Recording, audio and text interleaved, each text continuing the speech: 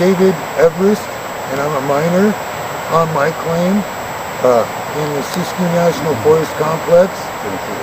And the name of my claim is Twin Cedars, and I'm being abused by the Forest Service over my mineral estate and real estate. I've been fighting the Forest Service for 2 years now, and they're retaliating against me for legal actions I've taken against them for coordination of my rights. And today I was served with a cease and desist order from a district ranger. Hi, my name is Warren Marcus Davis. I'm a mining associate of Dave's, and I do a lot of setting up mining operations and testing on the claim, and I continuously seem to be hassled by Don Ross mainly, and today I was served also a cease and desist, and I don't actually stay here permanently. I actually come and go and have nothing but lots of mining equipment here and lots of different test spots going on. So what did the cease and desist say? It said that I have to stop everything I'm doing and get everything and leave in 10 days. So basically they're saying you don't have a right to mine anymore is what they're saying. Basically, yeah, I have no right to be here. June of 2009, I was issued a cease and desist order, and I didn't leave, and they had me charged with occupation of Forest Service lands under a regulation that they got me convicted of. It's currently on appeal, but they got a real big problem because the regulation they quoted has an underlying statute that says that I'm exempt from, and it gives me a savings clause. But it's even better than that. Congress decided to take the right of the Forest Service to charge anybody for occupation on a mining claim and invalidated their regulation because they repealed US 16471. And not only that, you have a right to occupy under the mining law. Occupy under the Mining Trust of 1872. In 1870, they created the placer, and this is a placer claim. Not only that, it's quite a valuable one. They conceded at my trial by Kevin Johnson that it was an extremely valuable mineral claim, and that they weren't contesting validity of my claim. They were just saying I didn't have a right to mining. Yeah, even though you've got a congressionally granted right. Even though I got a congressionally granted right. And so this isn't the first day they've showed up. Just for the record, this is February 9th, 2012. I know that before, Marcus had been out here and you were in town, right, and Don Ross showed up again. That was in October. That was in October. Yeah. Tell me what happened then. I was actually sampling and had some samples in my mining can, gold can, and drove up on my four-wheeler, and Don Ross was here talking to another person up here, Ashley, and anyway, proceeded immediately to inform me that I was illegally on my four-wheeler, that I should not, be using it for what I was doing. Because he didn't have the $25 permit. Right. Which he didn't cite him though. And then he proceeded to immediately run my numbers and everything in kind of a aggressive way, and then immediately when he realized that there was nothing, for him to do from there, he just started talking to me, and it ended up being about 45 minutes, and he basically was pleading that there was nothing personal and that he is a law enforcement officer. The only thing I said to him was that I was in Sheriff Gilbert's office recently with Dave Everest, and when Sheriff Gilbert said Don Ross is not a law enforcement officer, I said right to him, but it says it right on his truck, and Sheriff Gilbert said, but he's not. And when I said, Don, Sheriff Gilbert told me you were not a law enforcement, he continued to go on and give me his reasons that he's here to make sure that we're safe, that we're not doing any high banking, that we're not breaking any of their... Don Ross, when I referred to him not being a law enforcement officer, he said that he's going to cause a lot of confusion and someone could get hurt, referring to Sheriff Gilbert's comment about him not being a law enforcement officer. And Don Ross had his hand on his gun and said, you know, he's going to create a lot of confusion and someone could get hurt because I'm going to be doing my job and I'm going to protect myself, as he was tapping his firearms on his side. I'm David again, and I wanted to refer today that I asked, I don't want to call him a law enforcement, but Mr. Gardner told me today that he was just doing his job, and I said, well, you know that you have to have a warrant to come on private property, and if you were really law enforcement, you would know you need a warrant to come on real estate. And he said, you don't need any real estate, and that if I wasn't off here in 10 days, that they were going to come in here and take me to jail, take all my stuff off for auction. So they were going to basically extort you of your property, which even the state of Oregon says this claim is real estate, your locatable mineral deposit. Right. And Sheriff Gilbertson's told me many times, this is no different than any other real estate, except it's the dominant estate. Right. It's the state of the West out here that most of the real estate here was originally mining claims, except for those agricultural claims. Right. And they're subservient to the mineral estate. Right. So if I have the dominant estate and I have the possessory title to it through me filing a claim on this 40 acres, it's real estate, and I've got it posted for no trespassing, and they ignored my sign. So they ignored your no trespassing sign. Right. Even though state law specifically orders them to stay off of And I have posted areas. All right, something from 2008. I had another claim that we had a county filing on. Marcus built a cabin on it because of circumstances he left, and it was not on his claim. When I found out from the Forest Service, it was on the Josephine County side. I went with two other partners and filed a claim on the building and two RVs, and they burned them on me. Right. All three. And as far as I'm concerned, Marcus got cheated there as well because they scared him and they made him run off. And I was trying to help him defend the cabin. Burned everything should be left to the next miner, and they burned everything. Right. They burned They everything. burned all my possessions in place. So did you run from the claim basically for fear of what might happen? Well, yeah, I did not like the situation at all because I had actually come to Don Ross for help because someone had pointed a gun at me over gold, over a mining claim, and therefore I retreated to him, and all he did was Chew him hunt up and me spit out him out. and burn my cabin down. Right. So basically you went to him for help Yes. reporting a crime when he's supposed to be law enforcement, and instead of investigating what he's supposed to investigate, Right. he comes after you instead. Yes, came after and him. treated it as remember the first snows when I went to Last year, talking about? when I just recently went to Arizona. That was last year. Well, it was this past year, right? Anyway, it was really good weather for a while there, and I was up here mining. Well, I was ordered up. That fall, and I had a camp set up with my mining vehicle up there that I carry everything around in, and I also had a lot of mining equipment, a huge box of all my supplies and camping gear, and I came back to clean up camp because the snows were coming and I couldn't get in, so I came back 1 week later when the snows had melted, and every single thing that I'd owned and left up there was gone. And I also found a receipt in a box of trash that was left by, supposedly, I would think, the forestry, because they had a receipt of the date and the amount and everything, and it was exactly 4 or 5 days prior to when I was standing there, so it was the receipt from where they had dumped my stuff. And that included your vehicle they took. The vehicle, I think, was probably included in it. It was dragged out of there, yes.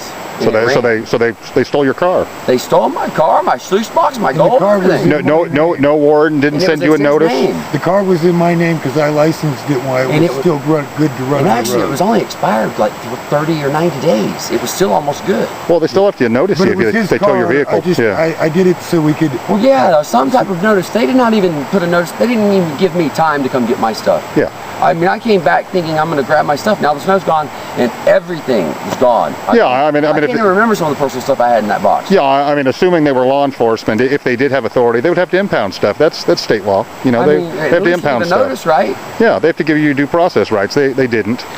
They destroyed it. They destroyed it, obviously. And that was actually removed from the exact same place they burned the trailers of mine the prior years before. The exact same place they went back in and took my stuff. I was down on the far end of Dave's mining claim, relocating my 14-foot sluice box that was blown away just recently in the high waters, and as I finally found it was coming back around the corner in the middle of the national forest with beautiful woods.